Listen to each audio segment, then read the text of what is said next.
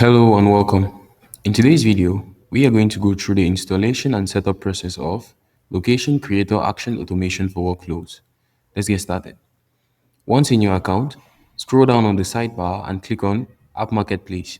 Next, use the search bar to search for the application you'd like to install and click on it.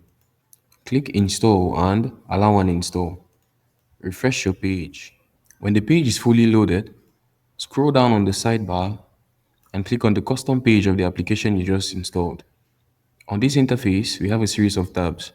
The first tab is the documentation tab, which contains information about this application. Next is the tutorial tab, which has information that will help you get the necessary credentials when trying to set up the application. Up next is the setup tab, and this is where we set up the application. To set up the application, just click on Start Setup, fill in a professional email address, and you click Complete Setup. Up next is the support tab, and here you can create tickets and book calls with our support team each time you have an issue. And finally is the changelog tab, which keeps you updated on any changes that have been made in the application.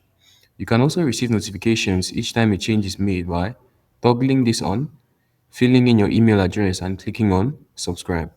Thank you so much for watching this video. Don't forget to share and subscribe for more content. See you in the next video.